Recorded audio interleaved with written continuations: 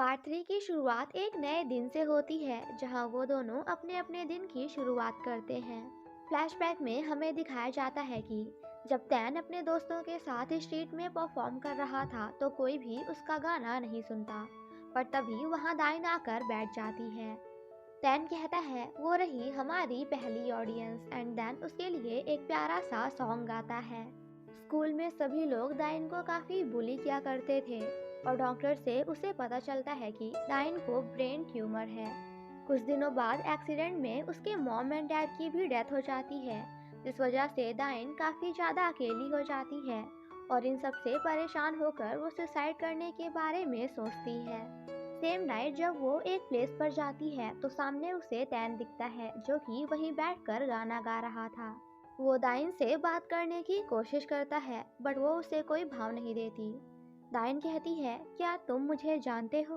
तैन कहता है हाँ बिल्कुल, हम एक दिन में 2 बार मिल चुके हैं, इसका मतलब मेरा तुमसे मिलना किस्मत में ही लिखा है। वैसे हमारा एक बैंड है, अभी तो हम फेमस नहीं हैं बट बहुत जल्द ही हो जाएंगे। दाइन कहती है मुझे नहीं लगता कि तुम लोग फेमस हो पाओगे क्योंकि तुम्हारे सॉन्ग की लिरिक्स बहुत ही ज़्यादा घटिया है। जिसे सुनकर तैन वॉज लाइक ओह तो ये बात है, वैसे क्या तुम्हें लिखना आता है? क्या तुम मेरे लिए सॉन्ग्स लिख सकती हो? अच्छा चलो अपना नाम तो बता दो। बट दाइन उसे इग्नोर करते हुए वहाँ से चली जाती है, जिसे पीछे से वही लड़की भी देख रही थी। दाइन जब उसे देख लेती है तो वो कहती है कि क्या तुम मुझे देख सकती हो? एंड देन उसके पास जाकर कहती है कि ओह तो मुझे पता चल गया, तुम मुझे इसलिए देख पा रही हो क्योंकि तुम बहुत ही जल्द मरने वाली हो। मैं तुम्हें जल्द ही लेने आऊंगी। डायन कहती है अगर तुम मुझे ले ही जाना चाहती हो तो अभी ले जाओ, क्योंकि वैसे भी इस दुनिया में मुझे कोई पसंद नहीं करता, मैं बिल्कुल अकेली हूँ। बट क्या तुम कोई ग्रिम रीपर हो? वो लड़की कहती है हाँ लोग मुझे यही बोलते हैं। एंड देन अपने स्टॉप वॉच रखकर वहाँ से चली जाती है, जिसे दाइन जाकर उठा लेती है। नेक्स्ट मॉर्निंग वो स्कूल जाते हुए बस तैन के बारे में ही सोच रही थी एंड देन सेम नाइट उसका सॉन्ग सुनने भी जाती है। जहाँ दाइन अपनी लाइफ से परेशान होकर खुद को मारने का सोच रही थी, वहीं तैन से मिलने के बाद वो भी खुश रहने लगती है। दाइन कहती है मेरी लाइफ में मरने के सिवाय कुछ नहीं था, बट अब तुमसे मिलने के बाद मैं भी जीना चाहती हूँ। एक दो बार और मिलने के बाद फाइनली वो दोनों एक दूसरे को डेट करने लगते हैं और साथ में काफ़ी सारा टाइम इंजॉय करते हैं। आफ्टर दैट हमें वही सीन दिखाया जाता है जिसे हमने एपिसोड 1 में देखा था, जहाँ तैन दाइन को सभी के सामने प्रपोज करता है। वो कहता है दाइन आई लव यू, मैं तुमसे प्यार करता था, करता हूँ और हमेशा करता रहूँगा। घर आकर वो अपनी रिंग को देखते हुए काफ़ी हैप्पी होती है। तभी सामने उसे उसके रूम में एक दरवाज़ा दिखाई देता है, जिसे देखकर पहले तो वो थोड़ा शॉक्ड होती है बट देन उसके अंदर चली जाती है, जहाँ उसे सामने वही लड़की दिखती है। वो कहती है इसे छिपाने से कुछ नहीं होगा। दाइन कहती है प्लीज़ मुझे थोड़ा टाइम दे दो, मैं भी जीना चाहती हूँ। वो कहती है प्लीज़ साथ चलो, मेरे पास ज़्यादा टाइम नहीं है। दाइन कहती है मैं अपनी लाइफ में पहली बार इतनी खुश हुई हूँ, मुझे जीने में मज़ा आ रहा है, प्लीज़ मुझे थोड़ा सा टाइम दे दो। मैं ज़्यादा नहीं मांगूंगी, बस थोड़ा सा, ताकि मैं उसके साथ अच्छा टाइम स्पेंड कर सकूँ। पहले मैं जितना मरना चाहती थी अब उतना ही जीना चाहती हूँ, प्लीज़ मुझे बचा लो। वो लड़की कहती है ठीक है, मगर तुम्हें हर दिन अपने प्यार को साबित करना होगा और तुम जिंदा तभी तक रहोगी जब तक तुम दोनों के बीच में एक दूसरे के लिए प्यार रहेगा। दाइन कहती है ठीक है, मगर मेरी भी एक कंडीशन है, मैं इस मेल बॉक्स को हमेशा अपनी मेमोरीज से भरती रहूंगी, क्योंकि मैं चाहती हूँ कि मेरे मरने के बाद तैन हमेशा हैप्पी रहे। आफ्टर दैट वो भागते हुए जाकर तैन को हग कर लेती है। वो कहती है तैन आई लव यू सो मच, जिसे देखकर तैन वॉज लाइक अचानक से आज तुझे क्या हो गया? बट कोई नहीं, because I love you to.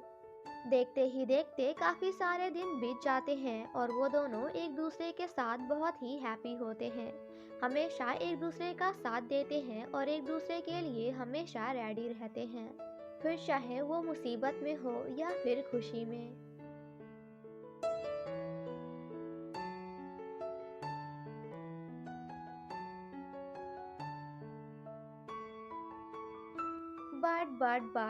But ये ज़्यादा दिनों तक नहीं चलता क्योंकि कुछ दिनों बाद टैन ये सब कर करके बोर हो जाता है एंड डाइन को इग्नोर करने लगता है। सेम नाइट जब टैन काफ़ी ड्रंक होता है तो वो डाइन से कहता है कि सब कुछ तुम्हारी वजह से हुआ है। मैं अभी तक कुछ नहीं कर पाया और हमारी बैंड पॉपुलर नहीं हुई सिर्फ तुम्हारी वजह से, क्योंकि 7 साल पहले मैं तुमसे मिला और सब कुछ बर्बाद हो गया। मैं तुम्हें प्यार करने में इतना बिजी हो गया कि अपने करियर पर ही ध्यान देना भूल गया। नेक्स्ट मॉर्निंग जब डाइन मॉल में होती है तो वो खुद से कहती है कि फाइनली हमारे बीच का प्यार खत्म हो गया। तभी थोड़ी देर बाद वहाँ वही लड़की आती है। डाइन कहती है, मुझे पता है कि हमारे बीच का प्यार अगर खत्म हो गया तो मेरा क्या होने वाला है, इसलिए मेरे लिए हर एक पल बहुत ही कीमती है। बट रही बात टैन की तो वो दिन प्रतिदिन और भी ज़्यादा सैड होता जा रहा है। वो कहती है, इस दुनिया में सभी की एक्सपायरी डेट होती है। तुम चाहे कुछ भी क्यों ना कर लो मगर उसे एक्सपायर होने से नहीं बचा सकती। और वैसे भी तुम्हें याद तो है ना कि हमारा कॉन्ट्रैक्ट बहुत जल्द ही खत्म होने वाला है। नेक्स्ट सीन में डाइन डायरेक्टर के पास जाकर उसे अपने लिखे हुए गाने देती है। डायरेक्टर कहती है, मगर तुम ये सब मुझे क्यों दे रही हो? वो कहती है, क्योंकि मैं चाहती हूँ कि आप टैन को एक चांस दें और जब आप उसे एक चांस देंगी तो प्लीज़ उससे कहिएगा कि उसे उसकी गर्लफ्रेंड से ब्रेकअप करना होगा। मगर मेरी एक शर्त है, मैं चाहती हूँ कि जब वो आपकी कंपनी ज्वाइन करे तो आप उससे कहें कि उसे मुझसे ब्रेकअप करना होगा। डायरेक्टर कहती है, मगर तुम ये सब क्यों कर रही हो? वो कहती है, क्योंकि मैं चाहती हूँ कि वो मुझे भूल जाए, वो मेरे बारे में सब कुछ पूरी तरह से भूल जाए। एंड देन बाहर आकर काफ़ी ज़्यादा रोती है। आफ्टर दैट बिल्कुल वैसा ही होता है जैसा हमने पार्ट 1 में देखा था, जहाँ टैन डाइन से ब्रेकअप करके डायरेक्टर के पास चला जाता है, तो वहीं दूसरी तरफ एक्सीडेंट की वजह से डाइन की मौत हो जाती है। प्रेजेंट में टैन काफ़ी ज़्यादा सैड होता है क्योंकि वो चाहे कितनी भी कोशिश क्यों ना कर ले मगर किसी भी बार वो डाइन को नहीं बचा पाया। थक हार कर इन दी एंड वो खुद भी आत्महत्या करने का डिसाइड करता है। तभी वहाँ वो लड़की आकर कहती है कि क्या तुम्हें यही सोल्यूशन मिला? टैन कहता है, हाँ बिल्कुल, मैं अपनी आंखों के ही सामने डाइन को और भी ज़्यादा मरते हुए नहीं देख सकता। मुझे ये तो पता चल गया कि मैं चाहकर भी उसे नहीं बचा पाऊंगा, इसलिए आज से हर रोज़ वो नहीं बल्कि मैं मरूंगा आत्महत्या करके। मैं हर रोज़ डाइन के मरने से ठीक पहले खुद को मार लिया करूंगा। बट वो उसे ऐसा करने से बचा लेती है। टैन कहता है, आखिर तुम मुझसे चाहती क्या हो? तुम कोई भूत हो या फिर डेविल? वो कहती है, मैं तो ग्रिम रीपर हूँ। टैन कहता है, अगर तुम ग्रिम रीपर हो तो मेरी विश को पूरी करो, प्लीज़ मुझे यहाँ से बाहर निकालो। नेक्स्ट सीन में वो टैन को उसी प्लेस पर लेकर आती है। वो कहती है, इन्हीं सब चीज़ों ने डाइन को अभी तक जिंदा रखा था। वहाँ काफ़ी सारी ऐसी चीज़ें होती हैं जिनसे डाइन एंड टैन की हैप्पी मेमोरीज जुड़ी हुई थी, जिन्हें देखकर टैन काफ़ी इमोशनल हो जाता है।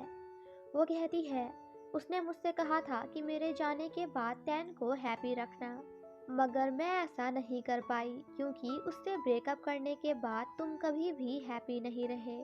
तुम्हारी खुशियाँ तो वही हैं जहाँ डाइन है, तुम उसके बिना कभी भी खुश नहीं रह सकते। टैन कहता है, तो क्या इसीलिए मैं एक ही दिन को बार बार रिपीट कर रहा हूँ? वो कहती है, हाँ बिल्कुल। तुम्हें तो पता ही है कि एज अ ग्रिम रीपर मुझे अपने प्रॉमिस को हमेशा पूरा करना पड़ता है। तो अगर तुम इन सब से बाहर निकलना चाहते हो तो तुम्हें खुश रहना होगा, क्योंकि मैंने डाइन से प्रॉमिस किया था कि मैं उसके मरने के बाद तुम्हें हमेशा हैप्पी रखूंगी। मैं ये करना तो नहीं चाहती, बट तुम्हें डाइन की सभी मेमोरीज को मिटाना होगा, क्योंकि जब वो तुम्हें याद ही नहीं रहेगी तो तुम सैड भी नहीं होगे और हमेशा हैप्पी रहोगे। टैन कहता है, क्या तुम ऐसा कर सकती हो? वो कहती है, हाँ बिल्कुल।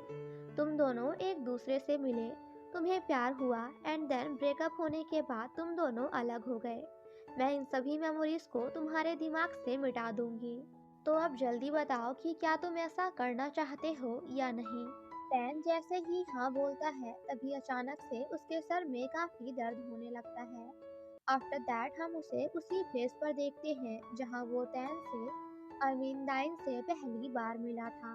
वो ग्रिम रीपर एक एक करके टैन के सभी मेमोरीज से डाइन को मिटाने लगता है, बट फिर भी टैन अभी भी डाइन को ढूंढने की कोशिश कर रहा था। वो कहती है, तुम उसे ढूंढने की कोशिश क्यों कर रहे हो?